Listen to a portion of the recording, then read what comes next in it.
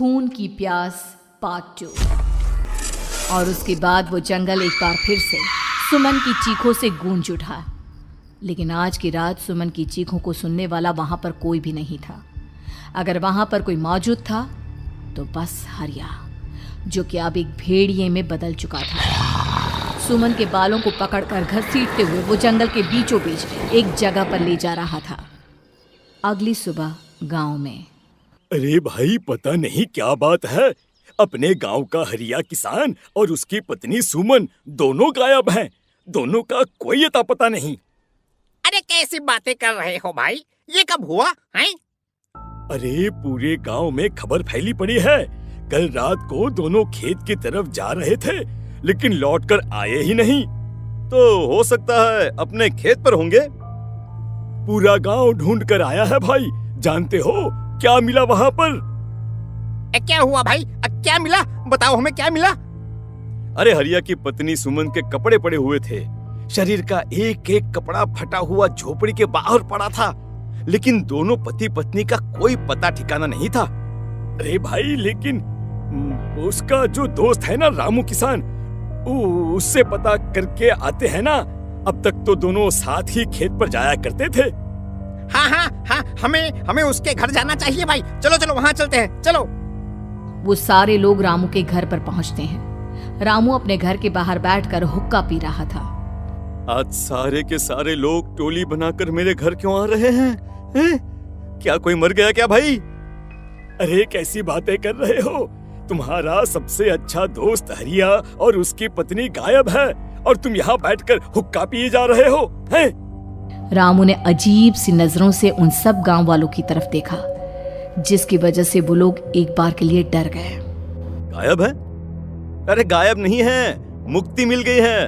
उन दोनों को मुक्ति मिली है। इस दुनिया में आकर हर इंसान पाप करता है और उसे उसके पापों के लिए मुक्ति मिलना बहुत जरूरी है। अरे ये कैसी बहकी बहकी बातें कर रहे हो भाई, हैं? और इसका चेहरा अजीब सा क्यों लग रहा है? लगता है दोस्त के मरने का गम बैठ गया है। पागल हो गया है शायद ये पागल। ये बात सुनते ही रामू चीख कर जोर से चिल्लाते हुए कहता है, पागल मैं नहीं हूँ, पागल तुम सब हो। और ये शैतानी जंगल अब तुम में से किसी को नहीं छोड़ने वाला, सबको खा जाएगा। याद रखना मेरी बात। शैतानी जंगल? कैसा शैतानी जंगल? लगता है रामू पागल हो चुका है। हमें यहाँ से चलना चाहिए भाई। चलो चलो चलो। तभी रामू की पत्नी बाहर आती है। नहीं, आप लोग इनकी बात का बुरा मत मानिए। 2 दिन पहले हरिया के साथ खेत पर गए थे। जब से वहाँ से आए हैं तब से ऐसी ही बातें कर रहे हैं। भगवान जाने ऐसा क्या देख लिया उन्होंने, खेत में कुछ भी बड़बड़ाते रहते हैं। लेकिन गांव के लोगों ने कमला की कोई बात नहीं सुनी और वो सब वहां से चले गए। रात अब धीरे धीरे ढलने लगी थी। तभी अचानक किसी ने धीमी सी आवाज में रामू को पुकारा।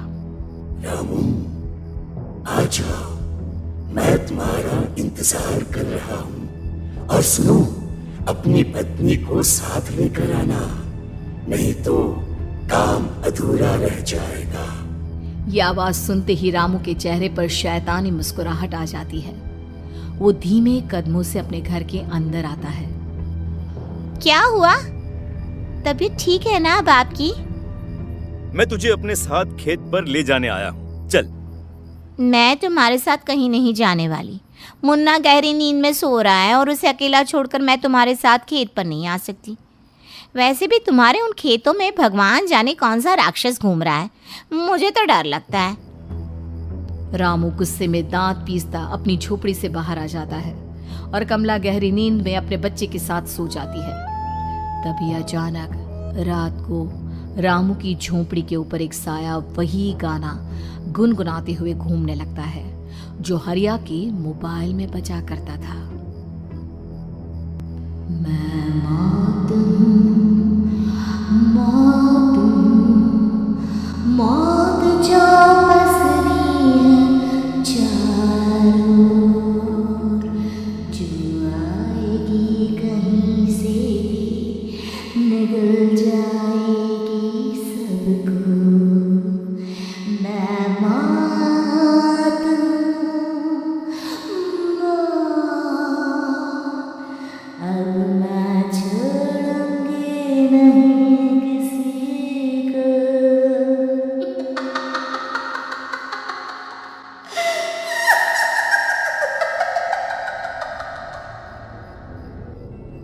ये आवाज सुनकर रामू की पत्नी कमला की आंख खुलती है और वो देखती है कि उसका मुन्ना अपनी जगह से गायब था। कमला चीखते हुए बाहर दौड़ कर आती है। वहां पर उसने देखा कि रामू ने अपने बच्चे को झोपड़ी के बाहर एक पेड़ से उल्टा लटकाया हुआ था और उसका बच्चा चीख चीख कर रो रहा था। वहीं दूसरी तरफ एक साया बच्चे के ठीक नीचे आग जलाकर उसके चारों तरफ हैवानों की तरफ नाच रहा था। छोड़ दो मेरे बच्चे को। अरे क्या कर रहे हो तुम? शर्म नहीं आती तुम्हें अपने ही बच्चे को इस तरह मौत के हवाले करते हुए? अपना बच्चा? किसने कहा ये मेरा बच्चा है? अरे ये तो उस रामू की औलाद है, इस गांव के किसान रामू की, और मेरी दुश्मनी इस गांव के हर इंसान के साथ है। क्या कैसी बात कर रहे हो तुम? और ये औरत कौन है? ये मेरे बच्चे को खा जाएगी। तभी अचानक से उस साया ने एक बेहद खतरनाक दिखने वाली औरत का रूप ले लिया और उसकी आंखों से आग निकल रही थी। सही पहचाना तूने, मैं तेरे बच्चे को खा जाऊंगी। अगर तू अपनी इस हैवान पति रामू के साथ जंगल नहीं आई तो मैं तेरे बच्चे को खा जाऊंगी। लेकिन क्यों? आखिर क्या चाहती हो तुम मुझसे? मुझे जंगल क्यों ले जाना चाहती हो? औरत बुरी तरह से ठहाके मार मार कर जोर जोर से हंसने लगी और साथ में रामू भी। ये तो तुझे वहाँ चलने के बाद ही पता चलेगा ना। अगर तू नहीं आई तो थोड़ी देर में तेरा ये बच्चा आग में जलकर मर जाएगा। चल जल्दी। नहीं मेरे बच्चे को छोड़ दो। तुम जहाँ कहोगे मैं तुम्हारे साथ चलने के लिए तैयार हूँ। और उसके बाद उस बच्चे को झोपड़ी में लिटाकर आगे आगे वो साया चल रहा था और उसके पीछे पीछे रामू अपनी पत्नी के बाल पकड़कर उसे घसीटते हुए जंगल की तरफ ले गया। जंगल में जाने के बाद कितनी खूबसूरत हो तुम। आज की रात बस तुम और मैं एक दूसरे के साथ रहेंगे। मुझे तुमसे बहुत डर लग रहा है। तुम्हें क्या हो गया है? तुम तो बिल्कुल ठीक थे। वो होगा जो हमारे बीच होना चाहिए। तो आओ अपने आप को मेरे हवाले कर दो। कमला ने डर की वजह से अपनी दोनों आंखें कसकर बंद कर ली थी।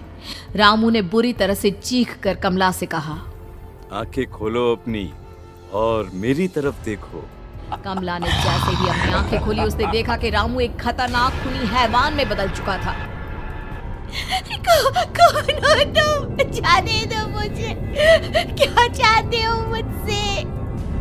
वही जो एक आदमी एक औरत से चाहता है।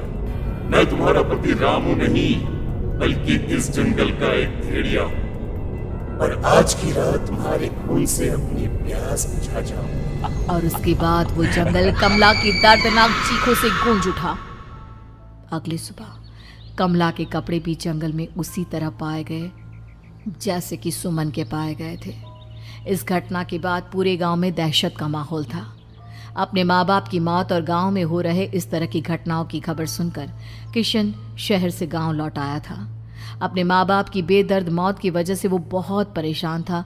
तभी अचानक उसे अपने घर में खाट के नीचे पड़ा हुआ वो मोबाइल फोन मिला जो उसने अपने पापा हरिया को गिफ्ट किया था। अरे कितने प्यार से पापा के लिए मोबाइल फोन लेकर आया था। इसे एक दिन भी काम में नहीं ले पाए। और आखिर कौन है जो गांव में इस तरह की हत्याएं कर रहा है? क्या है इन सब के पीछे? क्या है? मुझे पता करना ही होगा, वरना एक दिन पूरा का पूरा गांव खाली हो जाएगा। इस गांव में एक भी जिंदा इंसान नहीं बचेगा। गांव के लोगों की मदद करने के इरादे से किशन अपने गांव से दूर एक दूसरे गांव में बहुत बड़े तांत्रिक के पास मिलने के लिए गया। तांत्रिक बाबा, अब आप ही कुछ उपाय बता सकते हैं। भगवान जाने हमारे गांव को किसकी नजर लग गई है। नजर नहीं लगी है, किसी ने तुम्हारे गांव को बद्दुआ दी है। किसी सताई हुई आत्मा का प्रकोप है और अब वो पूरे गांव में किसी को नहीं छोड़ेगी जब तक उसकी आत्मा को शांति नहीं मिल जाती। अरे लेकिन ऐसा कौन है बाबा? किसकी आत्मा है और कैसे मिलेगी उसे शांति? मौत है, मौत कहीं से भी आएगी और सबको निगल जाएगी। इससे बचने का सिर्फ एक ही उपाय है, लेकिन उस उपाय को करना आसान नहीं होगा। जो भी उस उपाय को करने की कोशिश करेगा उसकी जान जा सकती है। भले ही मेरी जान चली जाए, लेकिन मैं अपने गांव के लोगों की जान बचाने की पूरी कोशिश करूंगा बाबा। तो ठीक है फिर, अगली अमावस की रात जैसा मैं कहता हूँ वैसा ही करना। अमावस की रात तांत्रिक के बताए अनुसार किशन अपने साथ केरोसिन लेकर जंगल की तरफ चल पड़ा। उसके हाथ में देवी के मंदिर का सिंदूर भी था। किशन जंगल के बीचों बीच पहुंचा। ये देखकर उसकी आंखें फटी की फटी रह गई। वहां एक उबलते पानी का तालाब था और कई लोगों की लाश लटक रही थी। किशन के माँ बाप की लाश भी वहीं थी। माँ, बापू, क्या हो गया? ये क्या हो गया? तभी वहां पर एक औरत और आदमी आते हैं। उन्हें देखकर किशन चौंक जाता है। गोपाल काका, आपकी तो 5 साल पहले मौत हो गई थी। और निर्मला काकी, आप? हाँ, मौत तो हो गई थी, लेकिन तुम ये नहीं जानते कि हमारी मौत कैसे हुई थी। क्या कहना चाहते हैं आप? कुछ नहीं, बस ये जान लो कि अब इस गांव में कोई जिंदा नहीं बचेगा। लेकिन क्यों काकी? क्योंकि 5 साल पहले इन गांव वालों ने मुझे डायन बताकर पत्थर मार मार के मार डाला।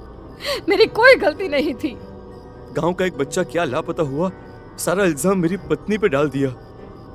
और जब मैंने निर्मला की जान बचाने की कोशिश की तो मुझे भी मार डाला।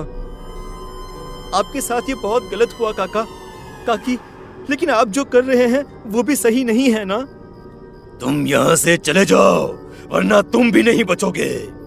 हमारी आत्मा पिछले 5 साल से मुक्ति के लिए भटक रही है। चले जाओ यहाँ से। मौका देखकर किशन सिंदूर उन दोनों के ऊपर डाल देता है। उनका शरीर जलने लगता है और वो भयानक तरीके से चिल्लाने लगते हैं।